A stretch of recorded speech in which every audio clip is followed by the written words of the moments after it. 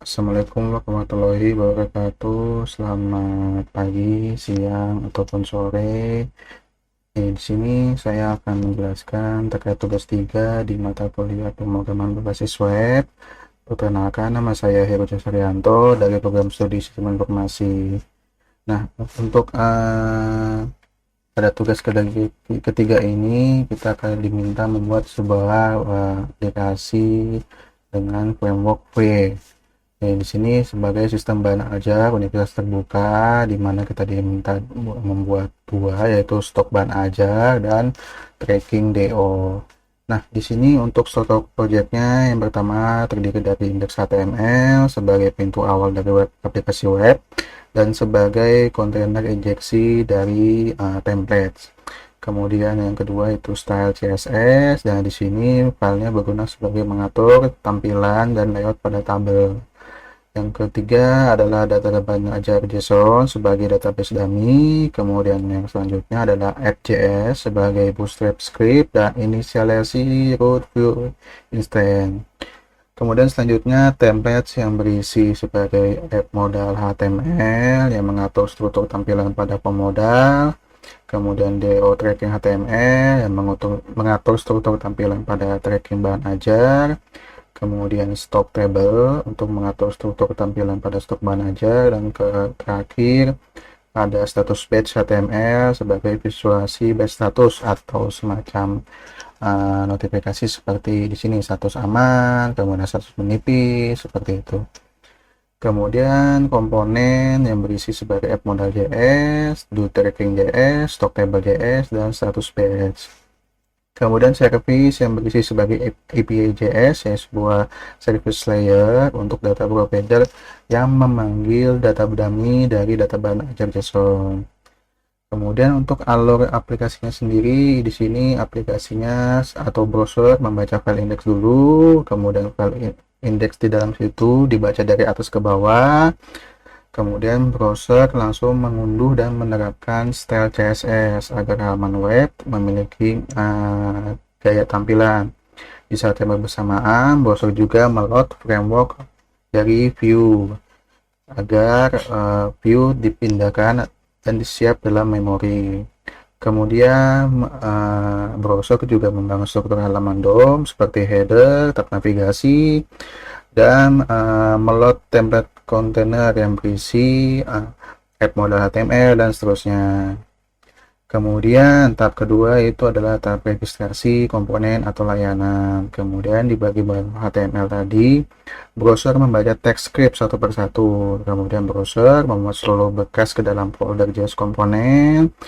Nah, di tahap ini V mendaftarkan logika komponen tersebut seperti V komponen untuk baca JS, untuk membaca stok table JS, dan seterusnya. Kemudian setelah tadi filenya sudah dimuat, kemudian browser lanjut memuat atau membaca dari service API untuk agar fungsi pengambil data JSON tersebut siap digunakan. Selanjutnya di tahap ketiga itu bootstrapnya bekerja di app.js secara asinkronus. Nah, di sini browser akan mengeksekusi atau menjalankan dari app.js. Nah, fungsi dari initialize app langsung diambil alih oleh browser secara asinkronus dengan urutan sebagai berikut. Yang pertama, dia meload dari load template, mengambil isi file dari HTML, kemudian memasukkannya ke dalam stack template container, kemudian API service, mengambil data mentah dari data bahan ajar JSON, kemudian root view, dan intinya new view langsung diaktifkan. View memindai seluruh komponen di dalam DOM, mengikat data dari JSON, dan menyajikan visualisasi final ke dalam layar yang tertampil di sini. Baik, pertama kita bahas dulu untuk tampilan stok bahan ajar. Nah, di tampilan stok bahan ajar ini, pertama ada filter stok untuk UPBJ. Di sini ada pilihan beberapa kota seperti Jakarta, Surabaya, Makassar, Padang, dan Denpasar. Nah, pada saat kita memilih salah satu kota, di sini baru muncul kategorinya, misalnya kategorinya semua atau LK wajib, atau mungkin ingkar pilihan, atau mungkin praktikum, atau mungkin problem based. Nah, untuk kita klik reset filter, maka akan mereset semua filter. Begitu juga untuk filter urutkan.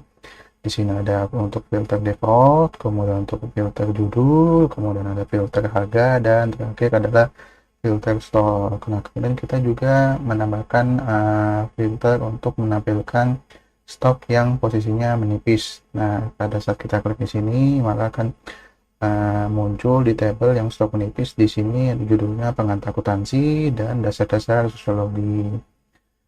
Tuh. Nah, di sini di tabel teks sendiri untuk pertama statusnya ada keterangan aman dengan warna hijau, kemudian ada tanda seru untuk stok menipis, kemudian ada tombol aksi yaitu edit, kemudian ada untuk menghapus seperti itu. Nah, pertama kita coba dulu untuk mengeditnya. Nah, di sini kita klik pada ikon pensil, misalnya kita tes.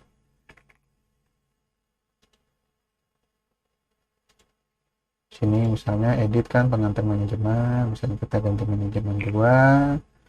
Di sini MK-nya tidak kita bisa edit, cuma bisa edit lokasi rak, harga, quantity stock, sama statement drop. Nah, kita kan misalnya ganti judul MK-nya pengantar manajemen 2. Pada saat kita update atau kita klik enter, maka dia akan berubah sebagai pengantar manajemen 2 seperti itu. Kalau kita menambahkan stok baru, kita tinggal klik aja di sini. Nah, muncul modal untuk form tambah data baru. Kita bisa klik sembarang untuk menghilangkan modalnya, atau kita misalnya klik escape untuk menghilangkan modalnya juga. Nah, di form tambah baru, misalnya kita menambahkan seperti ini.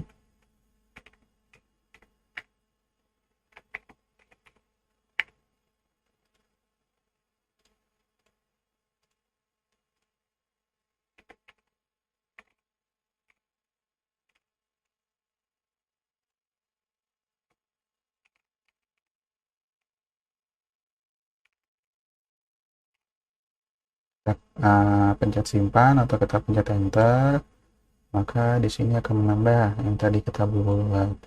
Kalau kita misalnya kita hapus, kita klik gambar keranjang, muncul konfirmasi hapus, apakah Anda yakin ingin menghapus data bahan ajar dengan kode ini. Pada saat kita klik hapus, maka data itu akan menghilang seperti itu. Nah, kemudian selanjutnya di tracking DO.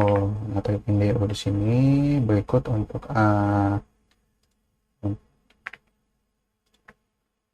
kodenya sendiri, dan di sini untuk kode untuk di belakangnya kode JS-nya DO tracking JS. Nah, untuk DO tracking sendiri di sini misalnya kita ingin membuat tambah DO baru atau delivery order baru, kita klik di sini, kemudian masukkan linknya, masukin nama mahasiswa, ekspedisi kita pilih, kemudian paket bahan ajar. Nah, di paket bahan ajar ini akan muncul dua opsi, ada paket IPA dasar dan kemudian ada paket IPS dasar. Pada saat kita memilih paket IPA dasar, nanti akan muncul rinciannya.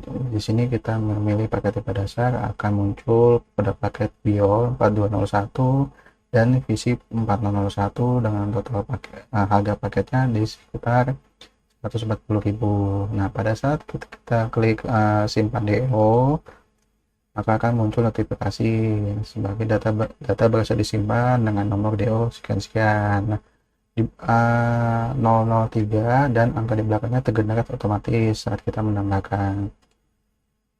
Nah, muncul di sini. Nah, misalnya kita menambah progres pengiriman.